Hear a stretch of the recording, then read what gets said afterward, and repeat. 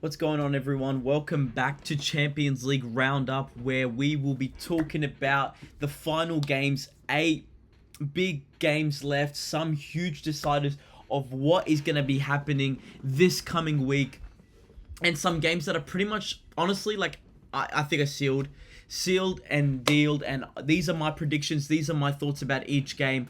We'll be talking a little bit about some games more than the others, because some are definitely sealed and dealed. The others are so in hand. And let's get into it. Let's go one by one. Let's go through PSG and Liverpool. This game, I think, will be another heavy game. I think this will be a lot closer than people make it out to be. Just like I said in my last video, where a lot of people were like, oh, it's going to be an easy Liverpool win. But I think sometimes we underestimate how good sometimes Europe can be. And this is why Europe is so important, is because this is what it's all about. So I would say, personally, if you were asking me what I think the score would be, I reckon Liverpool will still make it through, but I reckon it'll be 1-1. I reckon both teams are going to go at each other. Oh, my phone started playing. I think both teams are going to go strong at each other, but I think Liverpool will come out on top. I think it will be a 1-1 draw, and I think it will be a lot closer. Will PSG finally get their goal? I don't know, but what I do know is I reckon this will be a lot closer than what everyone makes it out to be. So I'm really excited for it. Obviously, no big injuries on either team. I think both teams have it pretty good. So I'm excited to see what will be played out. Club Brugge and Aston Villa, I think this will be, again, another close game. I think it'll be a 2-2 draw. I think Club Brugge will fight for it, but I think Aston Villa at times in their defense, when it's weak, even though Ming's last game against Club Brugge had a great game, I still reckon that Aston Villa will still make it through safely, soundly. It will be all good for them.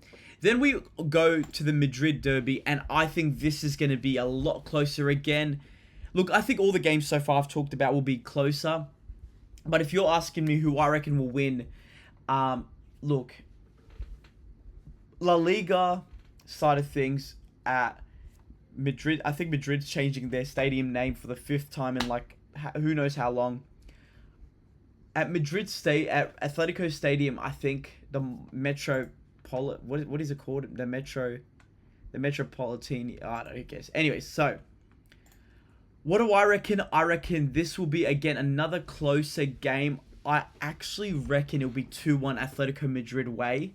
I think it'll be like an 80th minute goal for Atlético, and it will make it 2-1. I reckon they'll go to extra time. No one will score, and then I reckon it will go to penalty shootouts, where I still think Madrid will make it through.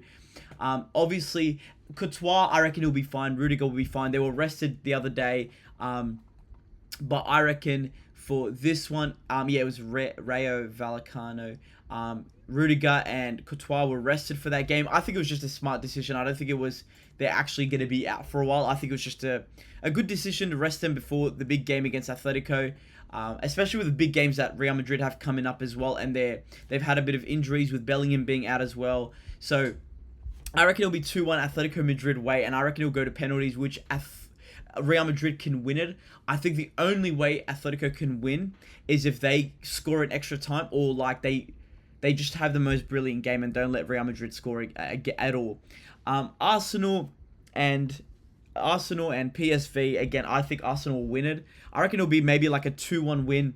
I don't think Arsenal's really going to be fighting for. I reckon they'll rest a lot of players. So I reckon some of the young guys will be running on. Some, you'll probably see Jorginho play.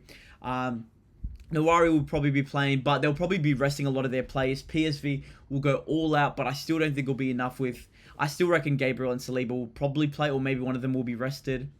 But again, I just don't see much happening in that game.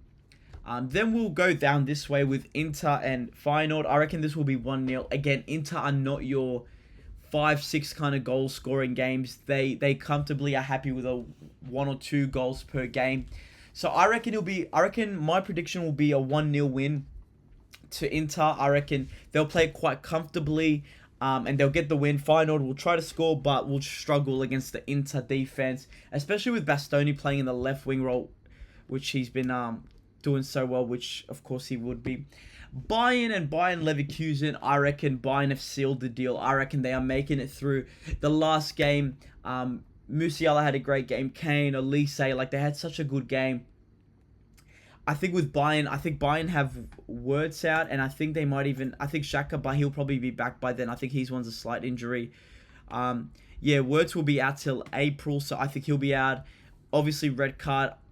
Like, yeah, they've injury-wise, they're not doing too well, but again, I think because Bayern sealed the deal with a 3-0 win, which again, it was just, I don't know why Alonso decided to play with 6 defenders. I know Grimaldo and what's his name, Frimpong, play in a bit more attacking role, but again, they still kind of defensive minded. So I think that did not play to their advantage at all. They didn't have a proper striker, which also didn't help. So I reckon it will probably be about 1-1. I reckon it'll be a draw. Dortmund and Lille. I know more people have been saying to me that Lille will make it through. I reckon Dortmund on Champions League nights as well. They don't win the tournament, but for some reason they always get far enough. I reckon Dortmund will win 2-0. I reckon Lille will go all out, all forces, but I think Dortmund again, I think they will prove that they are the better team or the better Champions League team. So that's my prediction for them. Barcelona and Benfica. Now, let's look at the head-to-head. Head-to-head has been crazy. Oh wow, I totally, yeah, thanks. That's a good reminder. But this year, we beat them 5-4, and that was one of the most intense games ever. Last minute goal by Rafinha.